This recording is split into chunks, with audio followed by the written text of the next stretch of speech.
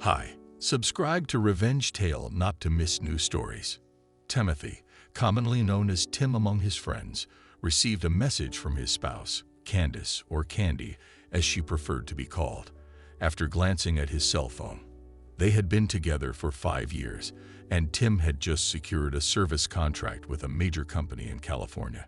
He anticipated a significant expansion for his IT firm, along with a boost in salary. Tim dreamed of starting a family with Candy, and this new contract seemed like a step in the right direction.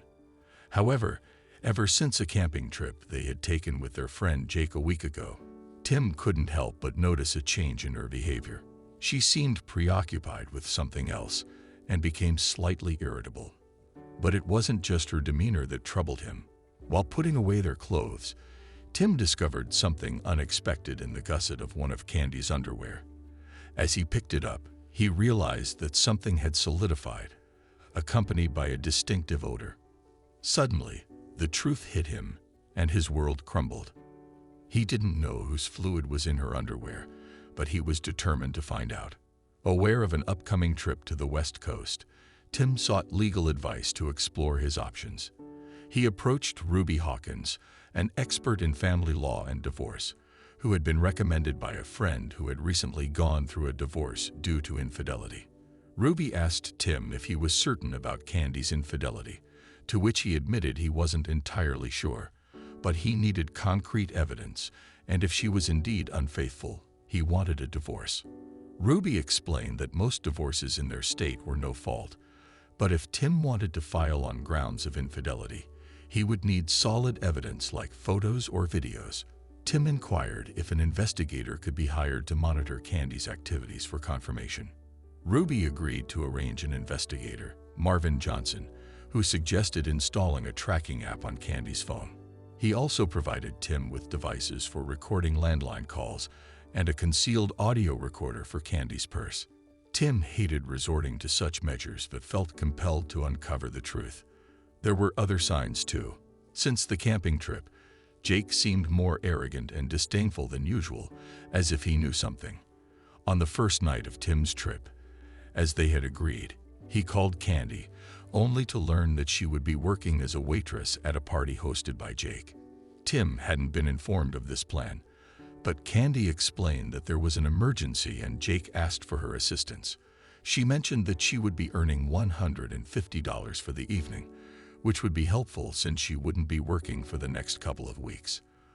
Though Tim understood her need for extra money, he couldn't shake off his uneasiness.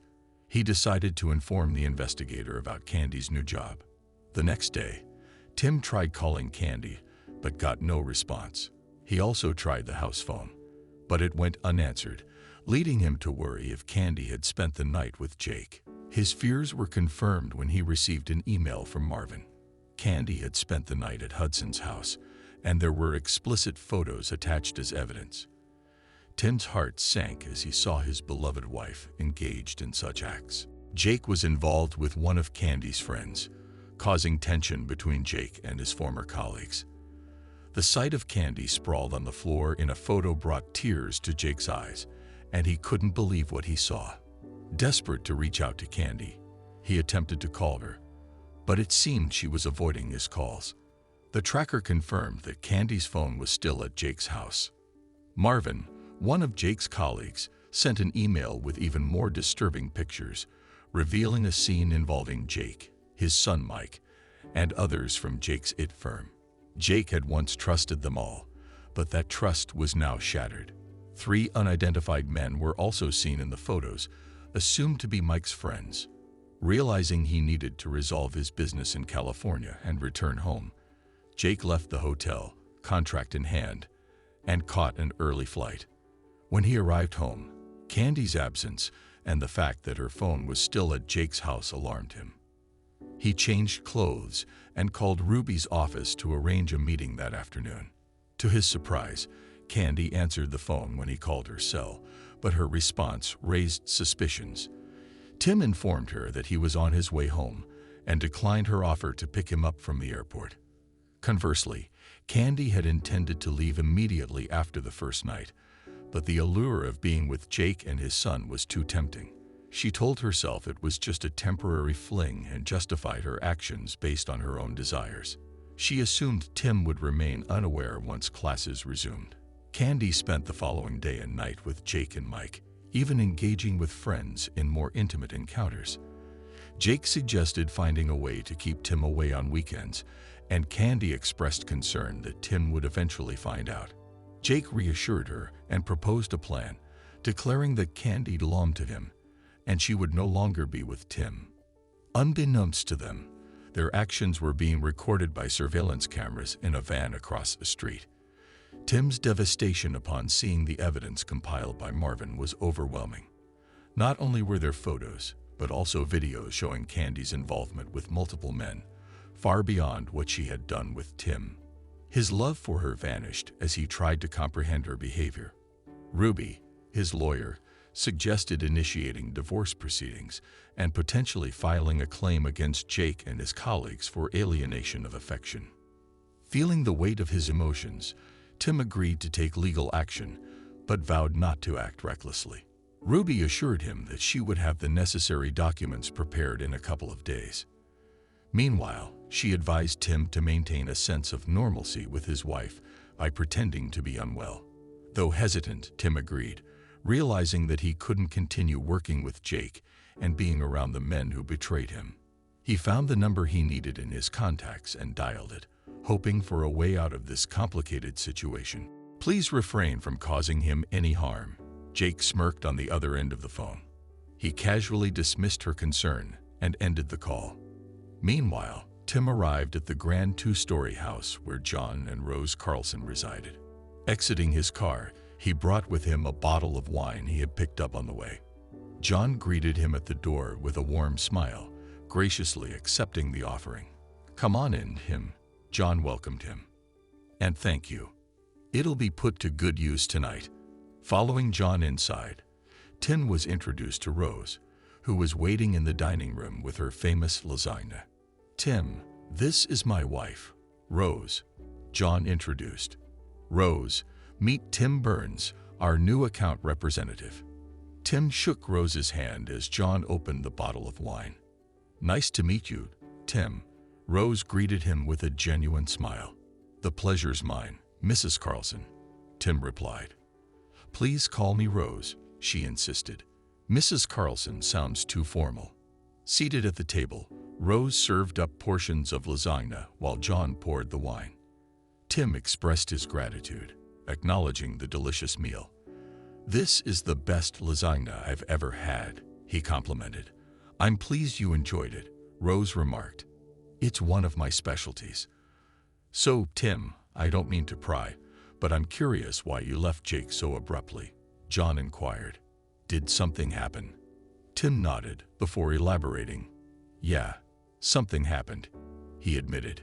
"Please, Tim, share with us," Rose encouraged, taking a moment to collect his thoughts. Tim recounted the events, and John sympathized, saying, "That's tough. I can relate. I've been through something similar, though under different circumstances." Rose asked, "What's your plan now, besides changing jobs?" Tim revealed, "I've consulted a lawyer and I'm filing for divorce. My attorney says it'll likely be an even split." Rose suggested, "Have you considered counseling?" Tim responded, "It's beyond that point. I don't understand what's gotten into Candy. It's like she underwent a sudden transformation into someone I don't recognize." Rose inquired, "How are you coping with all of this?" Tim confessed, "Not very well. My lawyer advises me to act normally around Candy, but it's challenging. I can't even bear to look at her." Rose suggested, "Perhaps counseling could help." Tim acknowledged, "I might consider it." John interjected, "Rose is the best in the field. I believe she can assist you through this if you're open to it. Plus, it's covered in your benefits package." Tim chuckled, saying, "That's a positive." John assured him, "I'm serious.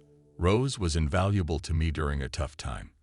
I'm confident she can support you too." Addressing Rose, John asked, "Can you fit him into your schedule?" She confirmed, "Absolutely. I propose an hour per week. How does that sound, Tim?" After considering the offer, Tim agreed. "All right, I'll give it a try." John praised him, patting him on the shoulder. "Good decision." Tim affirmed.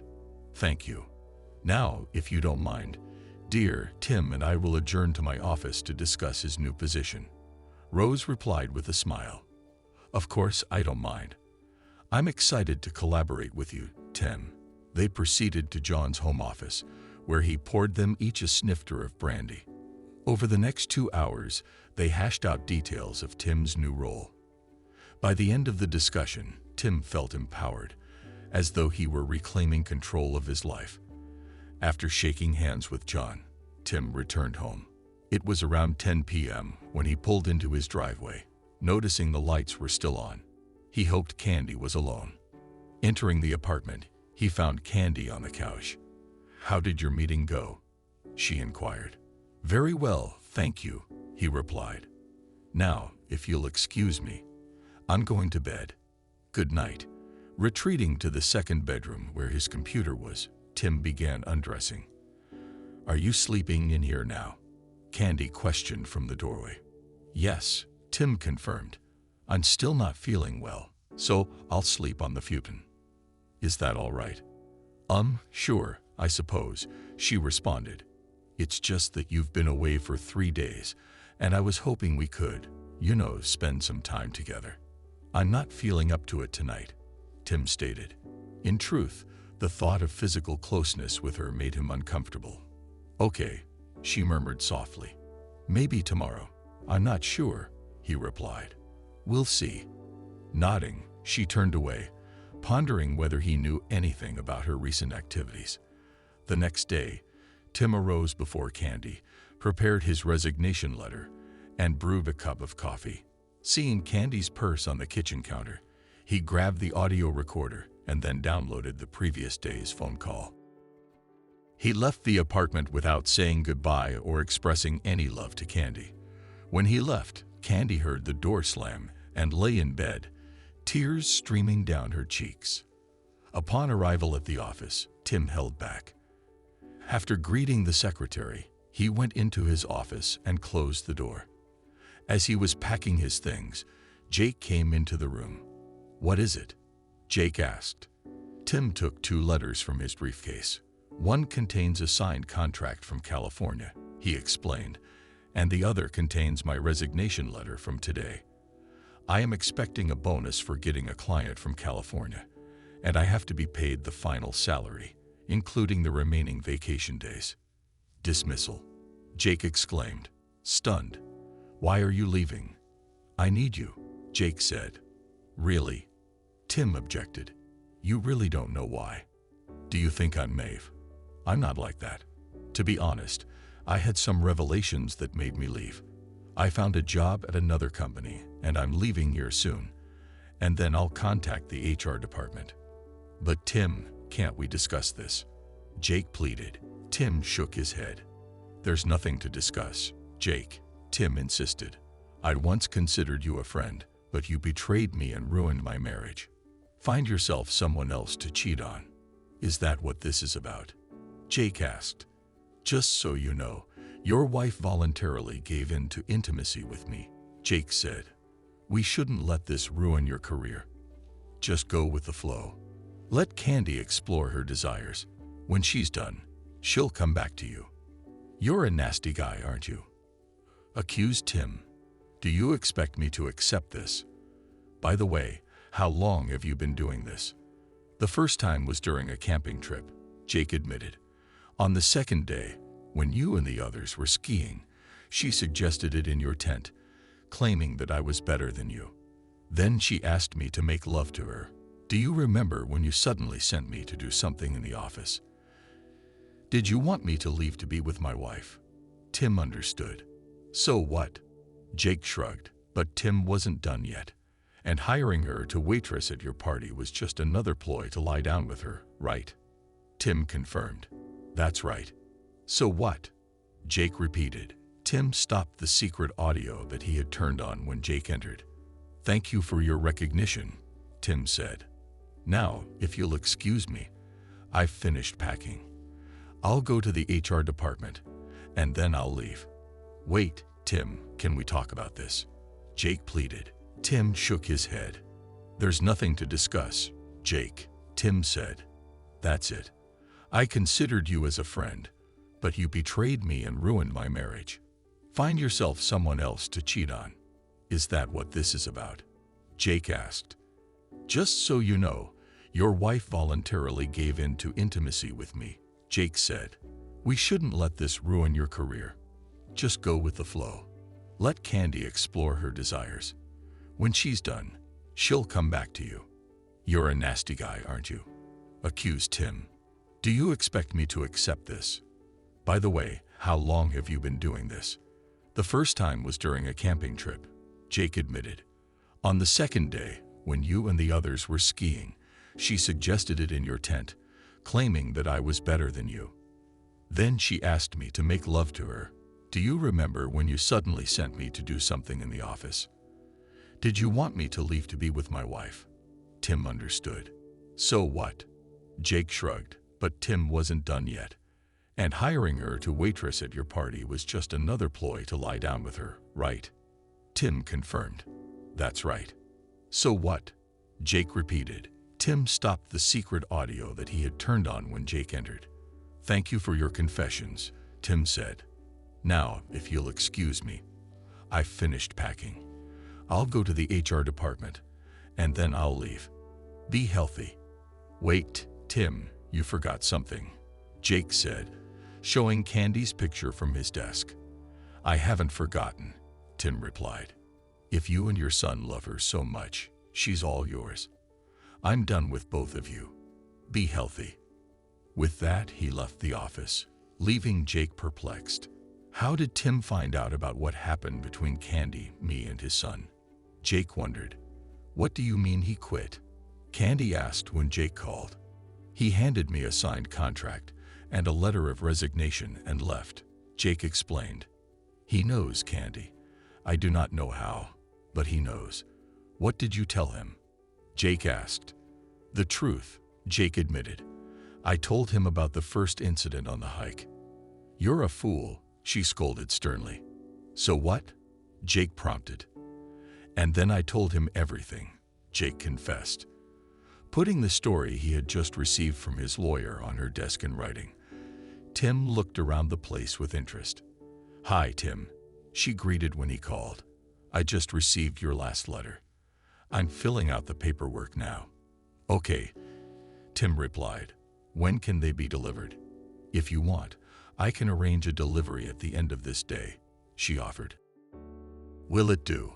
It'll do, thanks, he admitted. Relying on it, he took his semi-automatic caliber pistol, .45, from a safe place for weapons, more for precautionary purposes than with intent. He put it on the table in the kitchen. He stated that we needed to talk, placing the gun so that he could quickly get it out. Is this really necessary? What is it? She asked, pointing at the weapon. I hope not, he replied. It's just a precaution in case your lover decides to show up. My lover? What is it? She asked. Don't pretend, he replied. Just a precaution in case your lover decides to show up. My lover? What is it? She asked. Don't pretend, he replied sharply. Sit down, we have something to talk about. Terrified, she obeyed, doubting her husband's intentions. First of all, Tim began, someone will bring you the papers later today. Divorce papers? Candy screamed. Why? I don't want to get divorced. I love you. Nonsense, Tim objected. I have information about you and Jake, his son, and other men you've been dating lately. So I filed for divorce on the grounds of infidelity. Cheating. She objected. You have no proof. Tim grinned, showing an envelope with time-stamped photos of her with several men, including Jake. I also have video and audio, Tim added. She shook her head, realizing it was useless. Good, he said. Considering the circumstances, I was more than fair. No support. Half of the amount in the bank account is divided between us. Everyone keeps their pension, and you keep your property. I canceled your credit card and prepared a check for your share. In addition, there is a restraining order that requires you to be 500 feet away from me, my house, and my place of work. You are given time before receiving the papers to pack your things. You're kicking me out, she whispered, tears streaming down her face. In fact, Tim confirmed, that's what I'm saying. And if I object? She tried. Tim laughed. Not wise, he warned.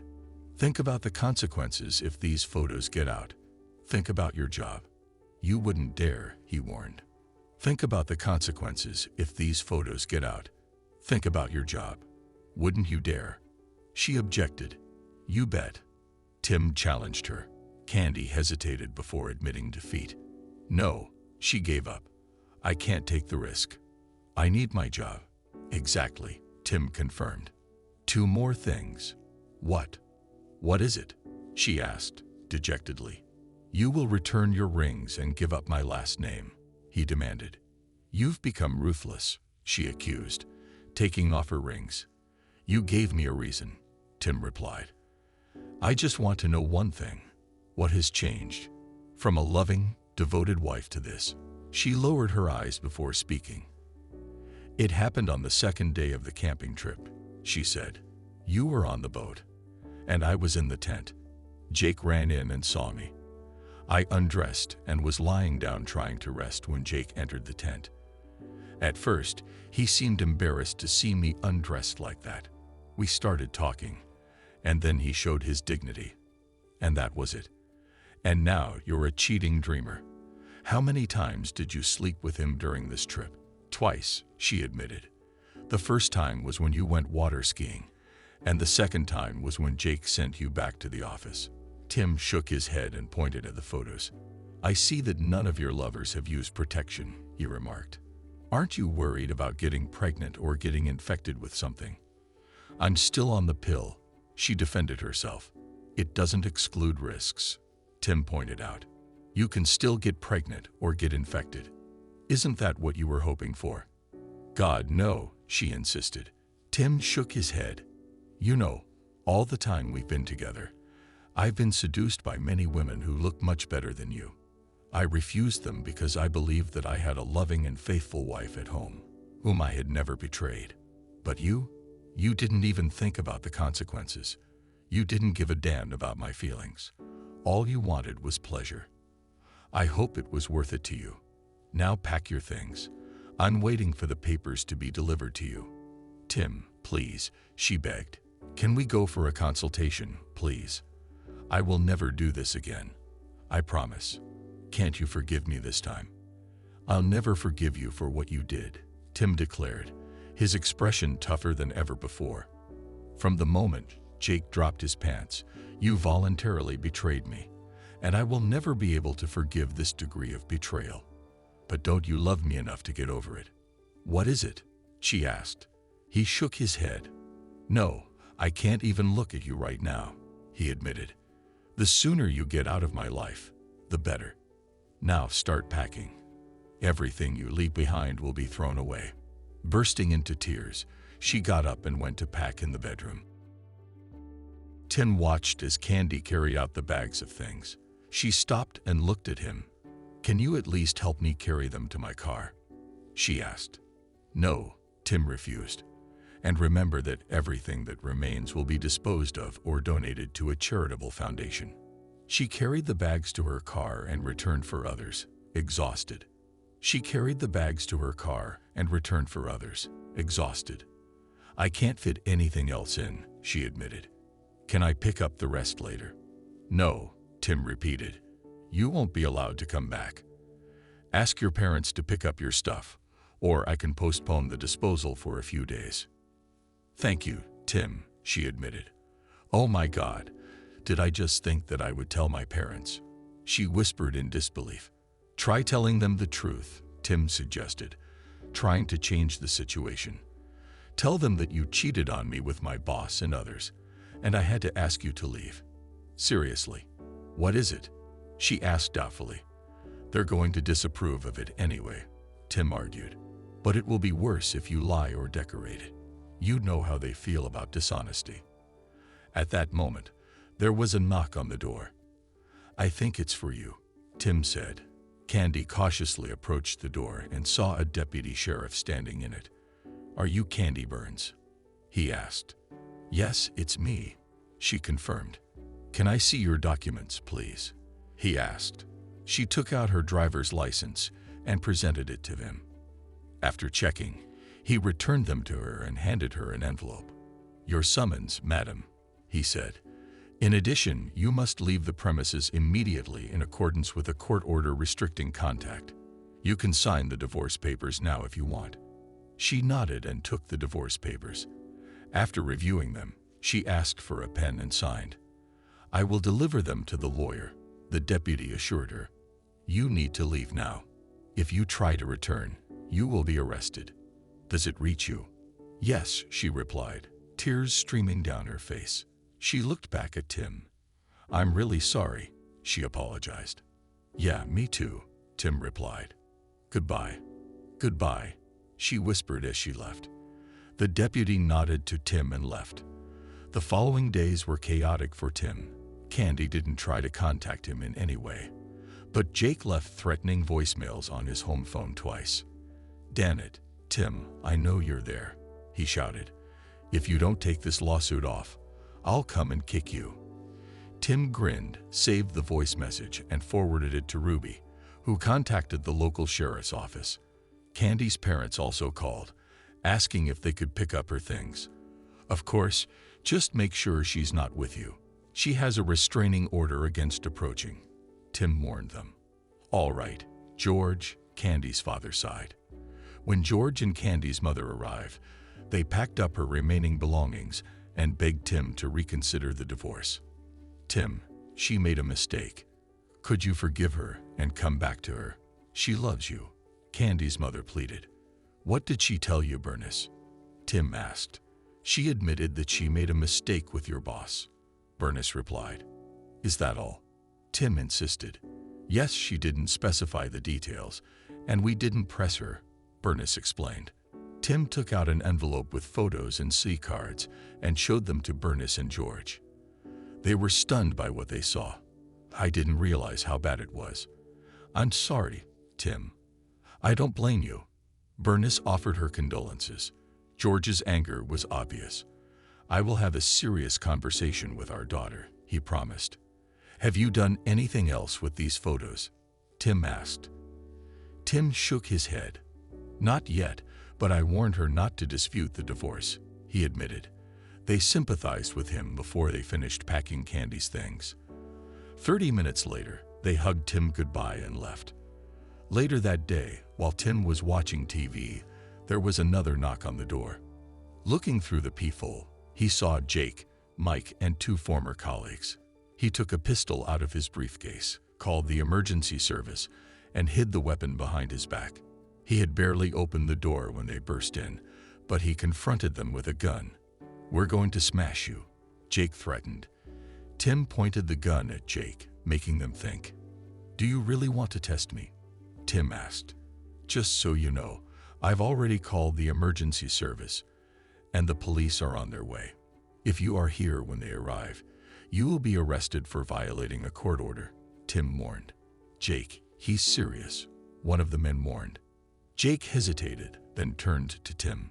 Suddenly, they heard the sound of a siren nearby and saw flashing red and blue lights. "Yes, Jake, that's what I mean," Tim confirmed. When they turned around, 2 imposing uniformed police officers appeared at the door. Tim lowered his gun. "Please, sir, put down your weapons," one of the officers asked. Tim obeyed, placing the gun on the kitchen table. "Sir, these people are violating a restraining order," Tim explained. "They forcibly broke into my apartment and threatened me. I'm asking you to arrest them. Do you have a copy of this instruction?" another officer asked. Tim nodded. "Yes, officer, I have it," he replied, taking out an envelope with documents from the table and handing it to the officer, who carefully examined the document. After a short check, the officer returned the order to Tim and addressed the 4 men. "Turn your face to the wall and put your hands behind your back," the officer ordered. The men glared at Tim as the officers handcuffed them and read them their rights.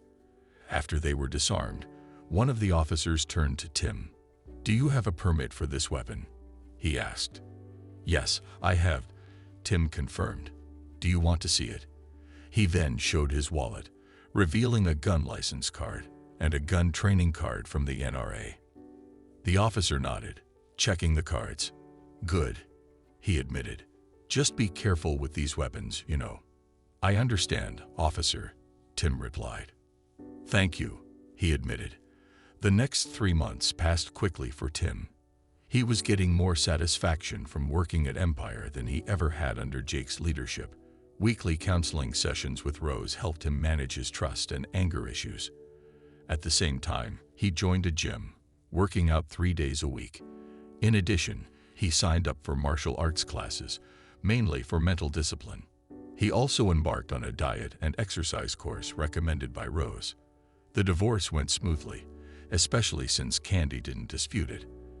However, alimony claims have faced some difficulties. While 2 of them were rejected, as Ruby warned, the case against Jake took an unexpected turn. After reviewing the evidence and financial disclosures, the judge ruled in Tim's favor, ordering Jake to pay $1 million in compensation. The judge strongly condemned Jake's actions. "Mr. Hudson, your conduct in this matter is simply disgraceful," the judge sternly corrected. "Not only did you abuse the trust of a man who considered you a friend, but you also abused your position as his employer to destroy his marriage and family. Moreover, you have repeatedly violated the restraining order against yourself. Therefore, I am ruling in favor of the plaintiff and ordering you to pay compensation in the amount of $1 million. Your Honor, this is extremely wrong," Jake's lawyer intervened. "Mr. Winthrop, this court finds Mr. Hudson's behavior not only wrong, but absolutely disgusting. The decision remains in force," the judge confirmed. "When should this compensation be paid?" asked Winthrop. "Immediately," the judge said. "Unless, of course, your client prefers to spend time in prison for contempt of court." "No, Your Honor, my client is following orders," Winthrop surrendered. "Good," the judge concluded. "And may God help you if this check doesn't go through. The case is closed." The hearing ended with a bang of the hammer. Jake wrote a check, which his lawyer handed over to the sheriff. After the judge confirmed the check, he handed it to Ruby, who then handed it to Tim. To Tim's surprise, the check went through the bank, and he paid Ruby her share of the refund. While working at Empire, Tim was approached by several of Jake's clients. Word of the trial spread, and many businesses were reluctant to contact a man who was actively seeking to destroy another man's marriage. They saw this behavior as a sign of unreliability. Tim assumed that at the current rate, Jake would probably go out of business within a year. During this period, Tim refused to date, despite being approached by several nice women at work. He considered himself married until the final decision was made. Only after that did he consider the idea of starting a relationship. After receiving the final decision, Tim celebrated with colleagues, including a striptease from a generously gifted stripper. A couple of months after the divorce was finalized, Candy's mother called Tim. "Tim, this is Bernice," she said. "Can we talk for a few minutes?" "Of course, Bernice," he replied. "What do you want to talk about?" "It's about Candy," she said. "She tested positive for HIV." "I'm sorry to hear that, Bernice," Tim sympathized. "But to be honest, I'm not surprised. Besides, we're officially divorced now, so there's not much I can do. It is not covered by my insurance, and I am not responsible for it." "I understand," Bernice admitted. "I was hoping you could give her a few minutes to talk." "I guess I can, although I'm not sure what good it will do." He gave up. "Thank you very much," Bernice expressed her gratitude. Tim went to Bernice and George's and was struck by Candy's emaciated appearance. She approached him, but he motioned for her to stay seated. With a heavy heart, she obeyed, inviting him to sit on the sofa. "You look good, Tim," she said. "Better than I remember." "Things are going well, Candy," he replied. "A new job, new friends, and a fresh outlook on life. And how are you?" "Not very good at all," she admitted. Do you know about my HIV status? That's what your mom told me, he confirmed. I'm sorry to hear about this, but to be honest, I'm not surprised. Do you know when you got infected? He asked. I think it happened in one of my meetings with Jake, she admitted. I had unprotected sex with several partners that day. Does Jake know? Asked Tim. She shook her head. Not yet, she admitted. But I have to tell him to get tested. I doubt he'll take it well. No, probably not, Tim agreed. Listen, Candy, I want to apologize to you one last time. I hope that you will find forgiveness in your heart for me for what I have done to you. I now understand the destruction my actions have brought. I could have refused at any time, but I didn't do it. I was naive and self-centered, allowing my desires to override my better judgment. And now I face the consequences. You were the most wonderful husband and lover I could have ever asked for, and I wasted it all for a fleeting pleasure. I know you despise me, and rightfully so, but I don't want to leave this world without your forgiveness. Tim carefully pondered her words, realizing this was the first time she took responsibility for her actions and acknowledged their impact on others. Although he could continue harboring resentment, he remembered his therapy sessions with Rose. Holding on to grudges wouldn't help him move forward. With a nod, he responded, All right, Candy, I forgive you. She burst into tears, sitting in her chair. Tim contemplated embracing her, but hesitated when she waved him away. Thank you so much, Tim, she said, tears welling in her eyes. That means more to me than you know. Listen, I want you to find a woman you can love and trust. Marry her and have children with her. I'm done, I'm finished, but you have your whole life ahead of you, and you deserve to be happy. Thank you, he replied. I'll do that, and if you ever want to just talk, let me know, okay? She nodded, wiping away her tears. I will, Tim, she assured him. Thank you for coming over and talking with me. I've missed you so much these last few months. I've missed the woman I married, Tim said calmly. How are things with Jake and Mike, by the way? Not good, she admitted, shaking her head. He's become very abusive lately. He didn't take losing to you in court well. You probably know his business has taken quite a hit. I've noticed, Tim acknowledged. Has he hurt you physically? Not yet, but he's very volatile, she replied. Do you want me to be with you when you tell him about your diagnosis? Tim offered. No, but thanks for asking. Anyway, this is my responsibility, and I need to handle it.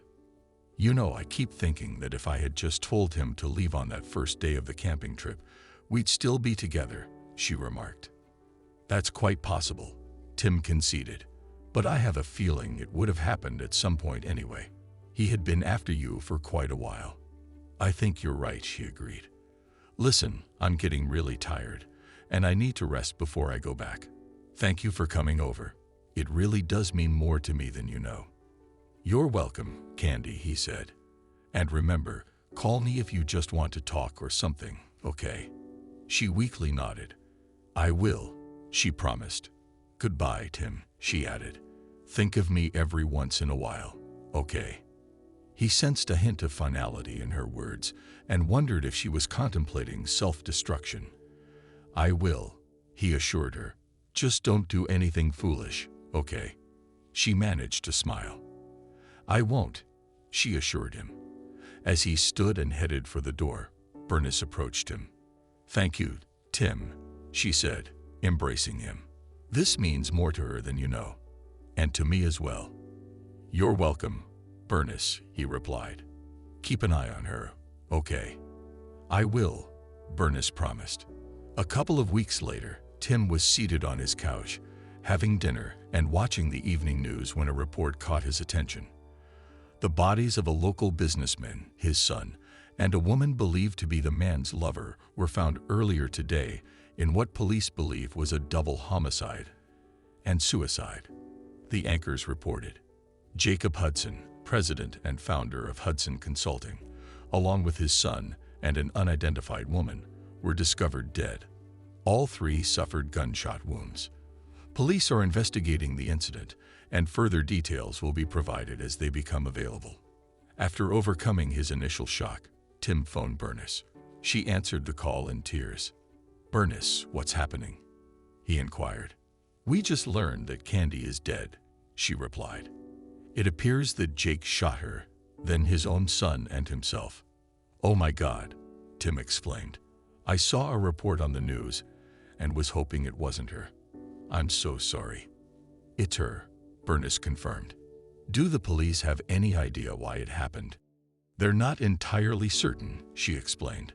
"But I believe she told Jake about her HIV diagnosis, and he snapped. Autopsies are underway." "I'm truly sorry, Bernice," Tim expressed. "I want you to know I never wished for this." "I understand, Tim," she responded. "Candy made her own choices and faced the consequences. Nonetheless, losing an only child is devastating. I take comfort in thinking she's in a better place now." "Well, if there's anything I can do, please let me know," he offered. "Thank you, Tim," she acknowledged. Candy's memorial service took place a couple of weeks later, and Tim took time off to support her parents. According to the autopsies, both Jake and Mike were HIV positive, like Candy. Based on the findings of the police, Candy told Jake about her diagnosis and offered to get tested. After discovering that they were also positive, Jake fatally wounded her, then his son, and eventually himself. For several days, Tim mourned Candy's death, recalling their happy moments together. And then, unexpectedly, Kintia Stone, another colleague, came to him. "Hello, cowboy," she greeted. "Do you want to join us for an hour of happy time tonight? You look like you need company." Tim hesitated for a while, almost about to refuse, but changed his mind. "So what?" he replied. "I could use some good company right now." "Of course I'm with you." "Great, then I'll meet you at the hitching post after work, okay?" she offered, smiling. "I'll be there," he confirmed. "Thank you for the invitation." While she was walking away, he was thinking about the cycle of life. Then he heard a familiar female voice in his head. "Accept the invitation," the voice said, surprising him. He examined the environment, but found no one. Instantly, a chill ran down my spine. "No," he thought to himself, "it's impossible. Or maybe